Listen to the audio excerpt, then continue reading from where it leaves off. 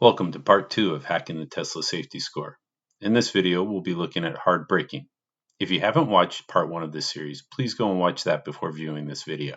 The introduction provides a lot of background information which won't be covered here, and it's easier to manage your Tesla Safety Score when you understand how it all works. The introduction provides those details, along with tools which help. Being able to raise a safety score is based on driving many miles with a daily grade of 100%, or at least 99%. But there's nothing worse than driving a lot of miles and discovering a safety event occurred at some point and your 100% daily score has dropped to 90%. In this video, we'll understand what exactly constitutes a hard braking event and how we can reduce the damage from an event so that our daily grade gets back to 99 or even 100. Here you can see an example of rolling back damage from an aggressive turning event. This video will show you how to do the same for hard braking deductions. In full disclosure, I was not able to capture any real-world data in this event because I started researching unsafe following and aggressive turning after the update was already made available for my car. I did delay the update for several days, but forgot one day and the update was applied. As expected, once full self-driving was installed, the safety score disappeared from the app. I did explore some hard braking events, but my research was not complete. All right, let's start by looking at hard braking in terms of what Tesla defines as a hard braking event.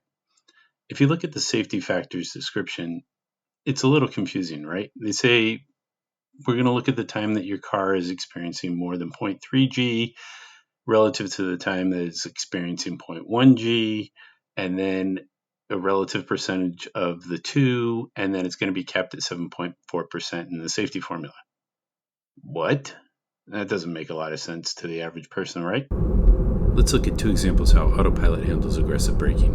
In this first example, we're traveling down the road at basically 52 miles an hour, and the car in the right lane is going to make a right-hand turn. Right, so autopilot will aggressively brake from 52 down to 27 in a matter of about 4 seconds. I put little flags every half second and recorded the speeds at each of those. If we look at those in 1 second intervals, going from 48 to 41, that's 7 miles per hour. 46 to 38, that's 8 miles per hour. 41 to 33, that's 8 miles per hour. And 38 to 29, that's 9 miles. And 33 to 27 is 6. So in each of those examples, the speed exceeds the 6.7 mile per hour reduction. That's the threshold for Tesla's hard braking. Holy crap, we're going fast into this stop. Dang. I'm gonna bail out of this. In the second stop, we've got a similar situation. We go from 41 to 36 for 5 miles, 39 to 33 for 6, 36 to 29, which is 7, 33 to 25, which is 8, and then 29 to 22, which is another 7. Again, all of these examples do exceed the threshold for hard braking. Let's check out Autopilot's score. Autopilot still gets a perfect score. Let's revisit everybody's favorite subject again, math. Tesla has told us braking is measured when greater than 2.2 miles per hour per second, and negative scores result from braking exceeding 6.7 miles per hour per second. So let's look at a real-world example. I'll use 45 miles an hour because roads around here have a speed limit of 45. If we divide 45 by 6.7, interestingly enough, we get, it's a square root, 6.7. If we divide 45 by 2.2, we get 20, which means if we do a constant braking from 45 miles an hour, we have to stop somewhere between 7 and 20 seconds in order for us to be graded. That's easy, right? Well, it's easier said than done. Let's take a look at some examples. Looking at this picture, we can visually get an understanding of how Tesla grades braking with our 45 mile an hour braking example. Please ignore the jaggy nature of these lines. I'll explain what exactly those are in a minute, but for now we need to understand the red and green lines. First, the green line is braking from 45 miles to 0 with a constant braking of negative 2.2 miles per hour per second. The red line is stopping at negative 6.7 miles per hour per second. The area above the green line is the ungraded braking. It's below 0.1 G, and this doesn't factor into Tesla's grading. The area below the green line is where Tesla grades braking, and the area below the red line is considered hard braking because the velocity is decreasing greater than 6.7 miles per hour per second. Again, this graph shows constant braking. This image has a yellow line showing what might happen in a braking event, where there's a quick hard brake down to 20 miles an hour. After that, the braking changes into safe braking because the slope is between 2.7 and 6.7 miles per hour per second. If this 10-second event were measured by Tesla, the first 3 seconds would be considered hard braking. The last 7 would be considered safe. This would show as a red 7.4% in the app because the app caps the value at 7.4%. In order to improve our grade, we need to reduce those 3 seconds of hard braking to be less of our total measured braking for the day. Before moving forward, I want to talk about these jaggy lines in the graphs. These lines come from the data we're looking at, which is actual data from the CAN bus in my car. These are real-world logged events, and the software capturing the data doesn't provide fine enough time resolution, so things sometimes appear to happen at the same time. And this appears as a vertical drop in speed. But that's not the case. Each of these drops is a smooth slope. The majority of the braking is linear, and things only change just before the stop. One thing we need to note here is that regen braking is going to factor into what happens.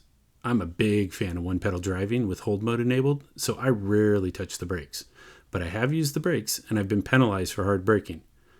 After looking at the graphs, you'll understand why it's super easy to get a deduction by just touching your brakes. You'll also understand why we need to change our profile to use low-regen and roll for fixing our grade. But before that, let's look at my corrective stopping. If you remember, when driving 45 miles an hour with a constant braking, we need to stop after 7 seconds and before 20 seconds. This means applying a slight pressure to the brake and holding that constant until we stop. Here's my attempt at a 10-second stop, which you can see actually took 16 seconds, but is within the good window. Then I tried to create a 5-second hard braking stop. This took 8 seconds, but my stop, the yellow slope, is very close to the red slope, and I would consider this an unsafe stop. Looking at this graph of standard regen with hold mode enabled, it should be clear the slope of the yellow line is nearly identical to that of the red. Standard regen is nearly a hard brake without any driver input, so any press of the brake pedal will likely trigger a hard brake event. Without this data, I wouldn't have imagined a tap of the brakes would be enough to trigger a hard braking, but with standard regen, this picture tells a different story. If this was your only manual braking event for the day, you're going to be at 7.4%, but that'll now be easy to fix. Looking at low regen with roll mode enabled, we can see the car almost slows at 2.2 miles per hour per second.